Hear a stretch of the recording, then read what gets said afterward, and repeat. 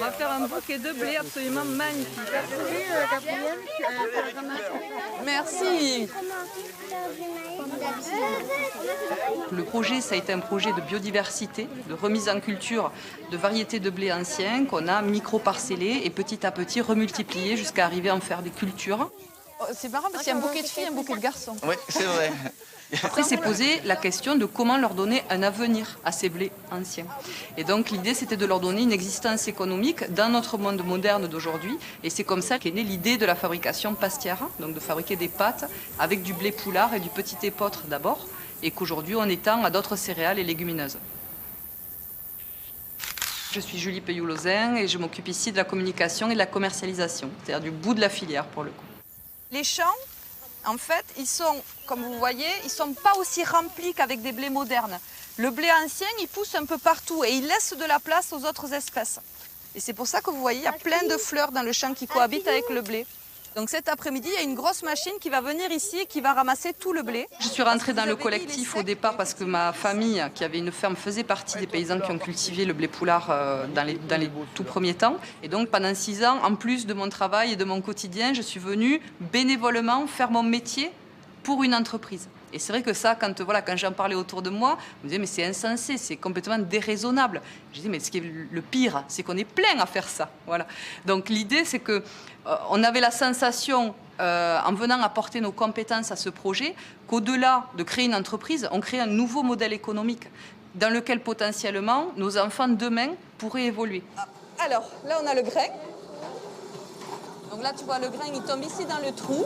Et il va être écrasé par des meules de pierre ici. 2 grosses pierres qui l'écrasent et qui en font de la farine, tu vois. Et là, la peau du grain, elle va rester dans ce tamis. Et la farine, elle va tomber dessous pour aller dans les sacs que tu as tout là-bas au bout. Pour nous, ce qui est très important, c'est le côté pédagogique, d'accompagner aussi les mairies, les collectivités, les collèges, toutes les cuisines collectives dans la transition qu'ils ont déjà amorcée grâce à la loi Egalim, c'est-à-dire d'approvisionner du produit qui est plus local, plus territorialisé, en fait, où ils ont un contact direct avec les producteurs, c'est le principe du circuit court. Et donc pour nous, ça c'est un enjeu primordial, parce qu'avoir nos pâtes dans les cantines aujourd'hui, c'est vraiment l'essence en fait de ce qui nous a motivés au départ, d'arriver à créer un produit fini qui puisse se développer sur le territoire et qui trouve sa place ici aussi dans la gastronomie locale. Le cœur du blé, de notre volonté de semer du blé ancien, c'est le nutritionnel. C'est les apports nutritionnels qu'on veut nous apporter ces blés. C'est le fait qu'ils ne contiennent que des gluten naturels qui ne provoquent pas d'intolérance, parce que c'est des gluten qui ont été créés pour être assimilés par l'homme. Et donc, on est accompagné aussi par la recherche sur Midi-Pyrénées pour répondre à ces questions-là et aussi accompagner nos clients sur le côté nutritionnel, santé de nos produits.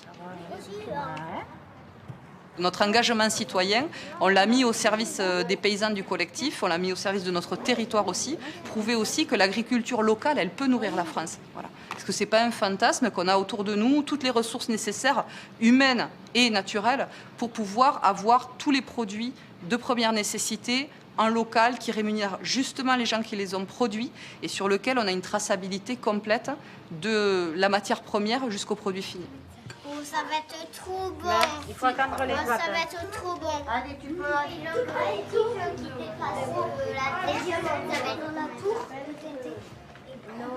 On avait fait il y a quelques années des petits badges qui avaient eu un grand succès sur lesquels on avait écrit « Semez du blé pour que vos rêves se céréalisent ». Et moi, c'était une idée que j'aimais beaucoup parce que ça résume un petit peu notre aventure. C'est qu'on a semé du blé pour nourrir un rêve et aujourd'hui, il a pris réalité.